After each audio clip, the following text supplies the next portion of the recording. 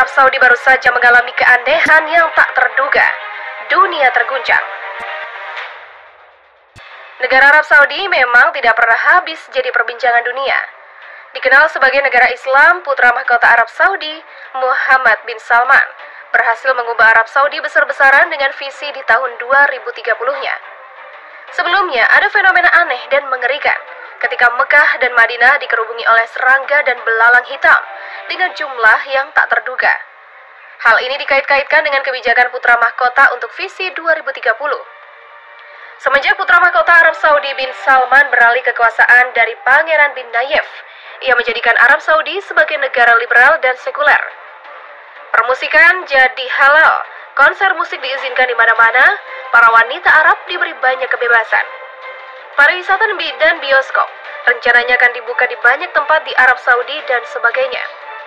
Menurut Ustadz Zulkifli Muhammad Ali, banyak sekali ulama-ulama yang ditangkap dan dipenjara di Arab Saudi.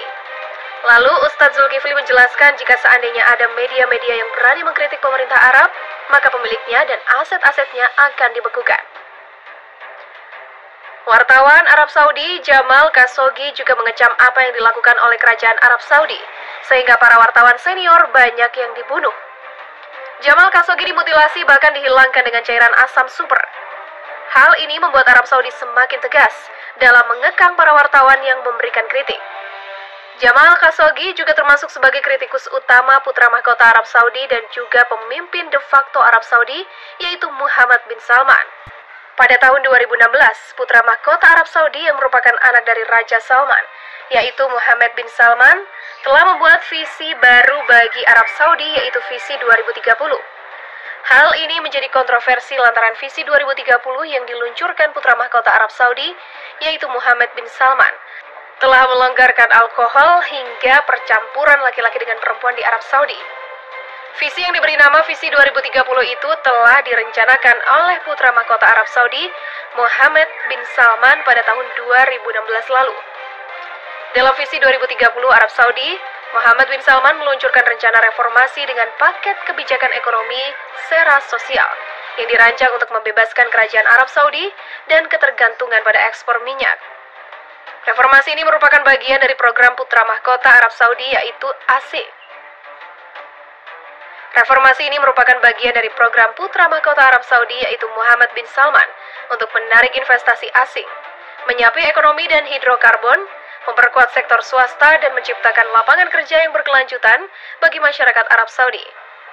Program ini juga bertujuan untuk meningkatkan partisipasi perempuan Arab Saudi dalam angkatan kerja hingga 30%. Mungkin bagian paling terkenal dari strategi visi 2030 Arab Saudi yang direncanakan putra mahkota, yaitu Muhammad bin Salman, adalah mega proyek mewah termasuk NEOM, kota futuristik senilai 500 miliar dolar, dan proyek hiburan juga olahraga mega bernama Hidiyah di Riyadh. Proyek-proyek ini akan memimpin upaya Arab Saudi untuk mendorong pariwisata karena berusaha untuk menjauh dari minyak sebagai sumber pendapatan utamanya.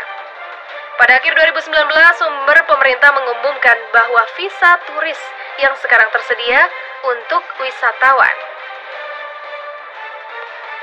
Aturan berpakaian sederhana ditetapkan untuk pengunjung, mengakhiri persyaratan bahwa wanita harus mengenakan abaya di Arab Saudi. Putra mahkota Arab Saudi Muhammad bin Salman mengumumkan rencana induk pariwisata baru untuk Al-Ula di barat laut negara itu awal tahun ini.